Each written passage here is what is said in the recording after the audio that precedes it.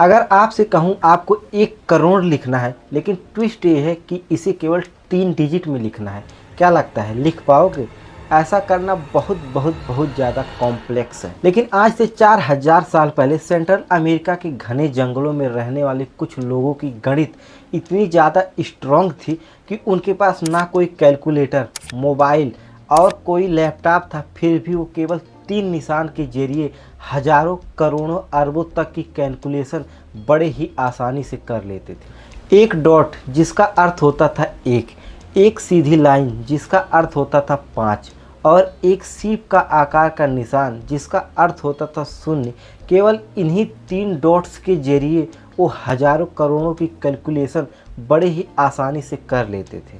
यहाँ सिर्फ बात मैथमेटिक्स की नहीं है, उनकी एस्ट्रोनॉमी इतनी ज़्यादा स्ट्रॉन्ग थी कि उनके पास ब्रह्मांड को देखने के लिए कोई भी टेलीस्कोप नहीं था। फिर भी उन्होंने अपने नग्न आँखों से चांद, तारों और ग्रहों की ऐसी सटीक कैलकुलेशन की थी जिसकी मॉडर्न साइंस में आज भी तारीफ होती है। मैं बात कर रहा हूँ मायन सिविलाइजेशन की।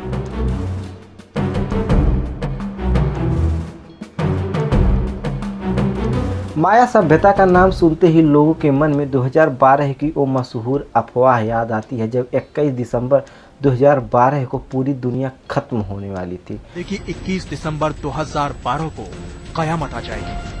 उस दिन सांझ ढलने के बाद कभी सूरज नहीं उगेगा। 2008-9 के आसपास ये खबर पूरी दुनिया में इस लेवल से फैली थी कि पूरी दुनिया में पैनिक हो गया था।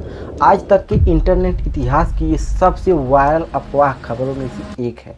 ये खबर भी माया सिविलाइजेशन के एक कैलेंडर से ही निकली थी, जिसके बारे में हम वीडियो में आगे बात करते हैं।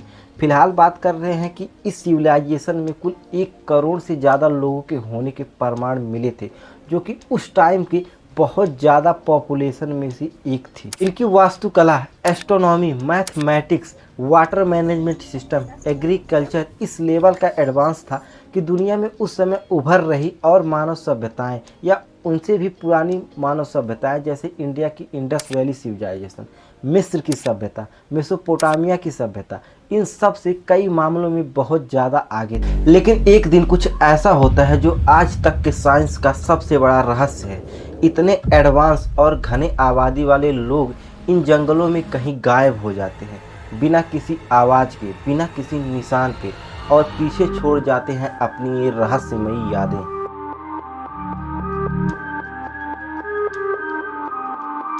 दो सवाल जो आज भी लोगों के मनों में है कि आखिर वो क्या सीक्रेट थे इस सभ्यता के जो इन लोगों को दुनिया की और सभ्यताओं से काफ़ी आगे रखते थे, और आखिर उस दिन इन 1 करोड़ लोगों के साथ क्या हुआ था। चलिए जानते हैं इसके पीछे का पूरा सच।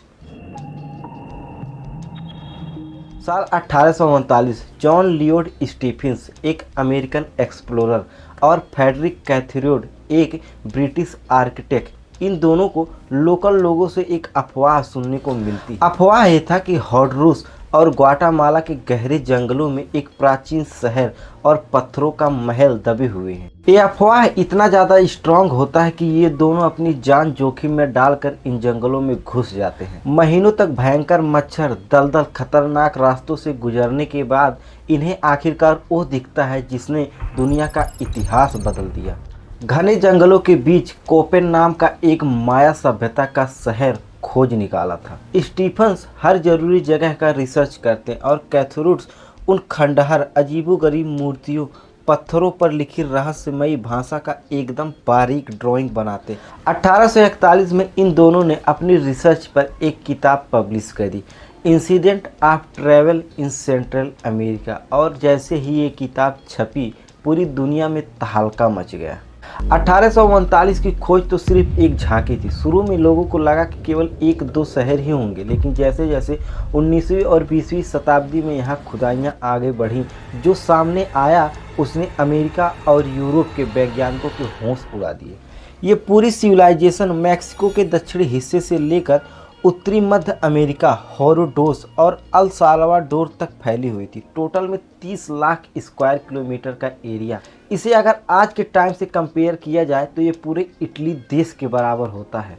लेकिन असली धमाका हुआ अभी साल 2018 में, जब लेजर टेक्नोलॉजी के द्वारा ग्वाटामाला की एक छोटे से एरिया का 3D मैप एनिमेशन बनाया गया, जहां 60,000 से ज़्यादा घर, महल, defence wall, temple, road, highways मिले। इसी ने ये प्रूव किया कि इनकी संख्या लाखों में नहीं बल्कि करोड़ों में थी।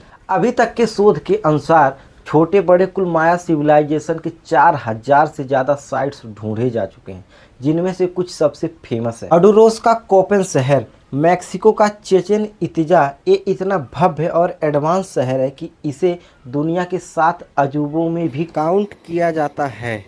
इस सिविलाइजेशन की शुरुआत होती है करीब आज से 4,000 साल पहले, जब माया लोगों ने जंगलों को साफ करके वहाँ खेती करनी शुरू करी, अपने छोटे छोटे गांव बसाए। 250 ईस्वी से लेकर 900 ईस्वी तक ये सिविलाइजेशन अपनी पीक पर आ चुकी थी। यही वो टाइम था जब इन्होंने बड़े बड़े पिरामिड्स बनाए, अपने बड़े बड़े शहर बसाए, महल बनाए, अपने एस्ट्रोनॉमी में भी महारत हासिल करी और अपने मैथमेटिक्स को भी नेक्स्ट लेवल पर लेकर गए। एक चीज़ थी जो इनकी मैथमेटिक्स को दुनिया में उभर रही बाकी सभ्यताओं से आगे लेकर गई, जीरो की पावर।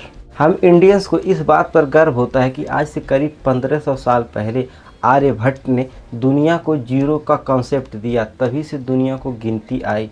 लेकिन क्या आपको पता है कि आज से हजारों साल पहले माया सिविलाइजेशन के लोग जीरो का खोज कर ली थी। उन्होंने स्वतंत्र रूप से इस जीरो का बहुत अच्छे से प्रयोग भी किया। आज हमारे मैथमेटिक्स में जीरो से लेकर 9 अंक होते हैं, जिनका बेस नंबर होता है 10। लेकिन मायन लोगों के पास केवल 3 ही निशान थे और जिनका बेस नंबर होता था 20। शायद वो ऐसा इसलिए करते थे क्योंकि उन्होंने हाथ और पाँव दोनों की उंगलियों को जोड़कर बेस नंबर 20 बनाया हुआ था। इन्हीं 3 निशान के कैलकुलेशन के आधार पर उन्होंने सूर्य की मूवमेंट को ऑब्जर्व करके एक साल की लंबाई कैलकुलेट करी थी, 365.2420 दिन।